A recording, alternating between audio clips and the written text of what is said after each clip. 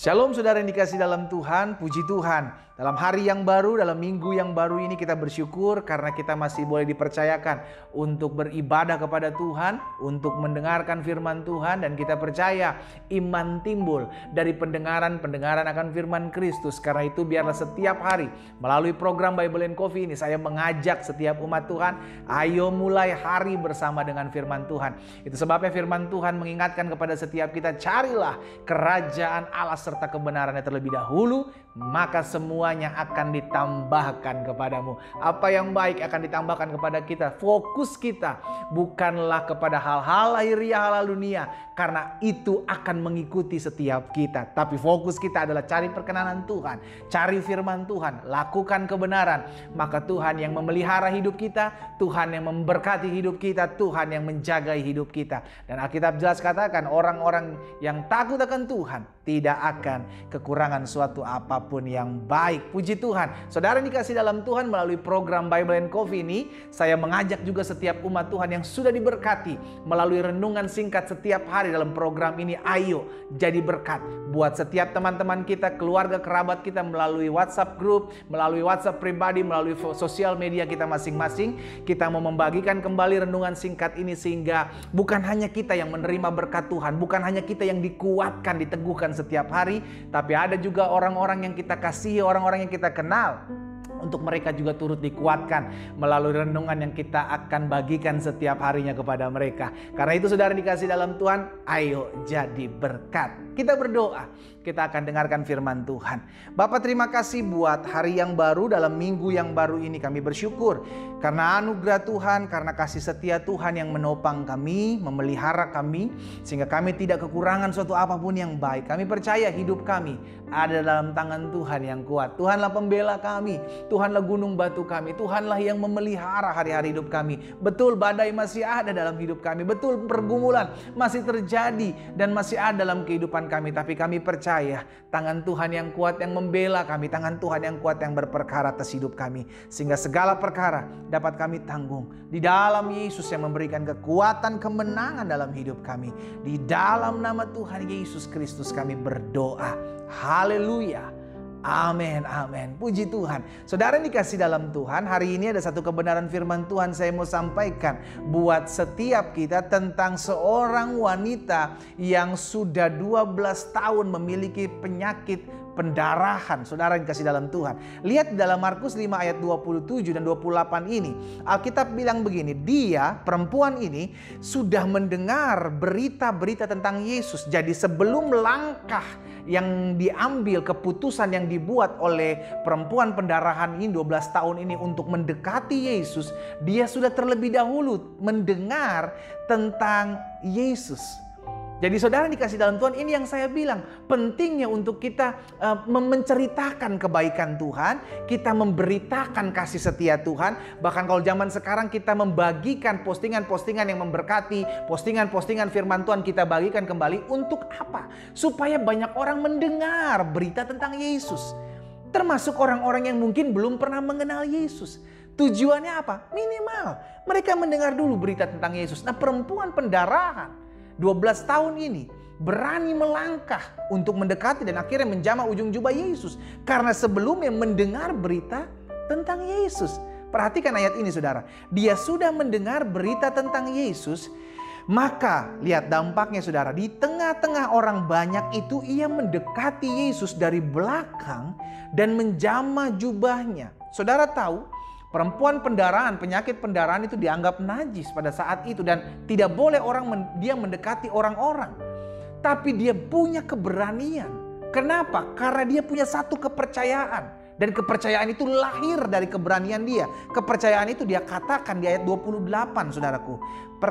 Dia perkatakan seperti ini. Sebab katanya, asal ku jamah saja jubahnya, aku akan sembuh.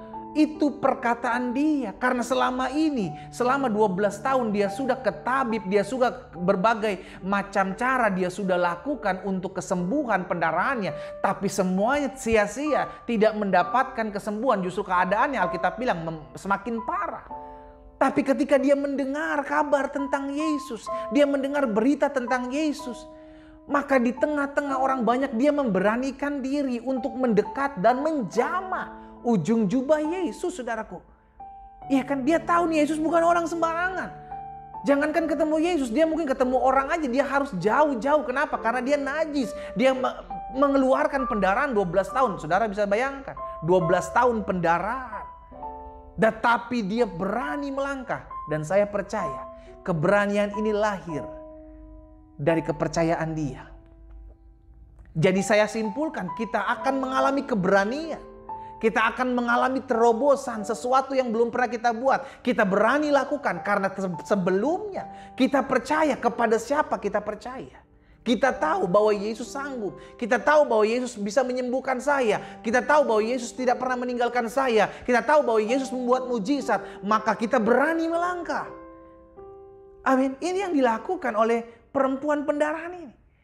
Karena perkataannya ini, saudara, asal ku jamah saja jubahnya, aku akan sembuh. Dia belum pernah ketemu dengan Yesus. Dia hanya mendengar berita tentang Yesus. Yang katanya Yesus bisa menyembuhkan. Yang katanya Yesus menyembuhkan banyak orang sakit, membuat banyak mujizat. Maka dia punya iman, dia lahir dari berita tentang Yesus. Asal ku jamah saja jubahnya, aku akan sembuh. Saudara yang dikasih dalam Tuhan, apa yang membuat engkau takut hari-hari ini? Saya percaya ketakutan lahir karena ketidakpercayaan. Berarti sebaliknya, keberanian lahir karena kita percaya. Perempuan ini 12 tahun pendarahan, dia punya keberanian untuk maju menjamah ujung jubah Yesus karena lahir kepercayaan. Karena ada kepercayaan, maka dia berani melangkah. Karena dia percaya Yesus sanggup menyembuhkan, maka dia berani mendekati Yesus. Hari ini saya mengajak setiap umat Tuhan, kalau hari-hari ini engkau takut, khawatir, bimbang, cemas, engkau menghadapi 1001 masalah dalam hidupmu sudah dikasih dalam Tuhan. Saya ingatkan hari ini, kepercayaanmu kepada Yesus akan melahirkan sebuah keberanian untuk engkau bertindak. Hari ini kita mau bertindak sesuatu yang mungkin selama ini belum kita buat.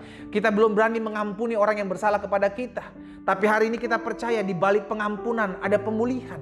Maka kita mau berani mengampuni orang yang bersalah kepada kita. Sekalipun dia menyakiti kita, sekalipun dia pernah merugikan kita, sekalipun dia pernah memfitnah kita, kita berani mengampuni dia. Kenapa? Karena kita percaya di balik pengampunan ada pemulihan. Saudara yang dikasih dalam Tuhan, kita berani karena kita percaya. Karena kita percaya kepada siapa kita tahu hidup kita dipegang. Hidup kita dipegang Tuhan Yesus, maka kita melangkah dalam kepercayaan. Kalau sesuatu bergoncang, usaha, dagang, bisnis, setiap kita bergoncang semuanya sudah dikasih dalam Tuhan. Tapi kita tetap berani melangkah. Kenapa? Karena kita tahu yang pegang hidup kita Yesus. Kalau Yesus yang pegang hidup saya, maka saya akan terpelihara. Kalau Yesus yang pegang hidup saya, maka saya percaya saya akan hidup dalam kemuliaannya Tuhan. Maka kalau Yesus pegang hidup saya, maka segala perkara dapat saya tanggung di dalam Yesus yang memberikan kekuatan, kemenangan buat hidup saya. Hari ini saya mengajak setiap kita yang khawatir, yang takut, yang cemas, yang tidak berani melangkah. Ayo belajar dari perempuan pendarahan 12 tahun ini. Karena dia berani, karena dia percaya. Dia berani melangkah karena dia percaya. Dia berani menerobos orang banyak karena dia percaya. Hari ini biarlah kepercayaanmu kepada Yesus membuat engkau berani menghadapi masalah. Biarlah hari ini kepercayaanmu kepada Yesus membuat engkau berani melangkah dalam ketidakmungkinan. Karena bersama Yesus, segala yang tidak mungkin menjadi mungkin. Sekarang jadi pertanyaan, masihkah engkau percaya bahwa Yesus masih bisa buat mujizat dalam hidupmu? Hari ini jadi pertanyaan kedua, masihkah engkau percaya bahwa Yesus sanggup memulihkan ekonomimu? Yesus sanggup memulihkan rumah tanggamu? Jika engkau percaya, mari sama-sama taruh tangan kananmu di dada. Saya mau berdoa buat saudara. Bapa, dalam nama Yesus, hari ini kami mendengarkan firman Tuhan. Kami belajar dari perempuan pendarahan 12 tahun. Ada kepercayaan karena perempuan ini mendengar berita tentang Yesus. Karena perempuan ini mendengar berita, maka lahir kepercayaan. Karena lahir kepercayaan, maka ada tekad untuk berbuat sesuatu, melangkah. Dan perempuan ini mengalami kesembuhan. Tuhan, hamba berdoa di dalam nama Yesus. Biar setiap orang yang pagi hari mengambil waktu merenungkan firman Tuhan. Tuhan, jika Tuhan lihat ada ketakutan, ada kecemasan, ada kekhawatiran dalam mereka menjalani hari-hari hidup ini, hamba berdoa dalam nama Yesus. Tuhan, berikan kami keberanian Kami berani sebab kami percaya hidup kami ada dalam tangan Tuhan. Kami berani melangkah sebab kami tahu Yesus kami tidak pernah meninggalkan kami. Kami berani bertindak sebab kami tahu bagian kami melakukan apa yang menjadi firman-Mu. Bagian-Mu adalah mengerjakan apa yang tidak bisa kami kerjakan dalam kuasa Tuhan yang sempurna atas hidup kami. Terima kasih Bapa. Berkat-Mu ada atas masing-masing kami. Jamah setiap kami ya Roh Kudus. Di dalam nama Tuhan Yesus Kristus kami berdoa. Haleluya. Amin, amin. Kita nikmati kopi kita, saudara. Haleluya. Kita berani bertindak karena kita percaya. Karena kepercayaan kita kepada Yesus tidak akan pernah mengecewakan. Tuhan Yesus memberkati setiap kita.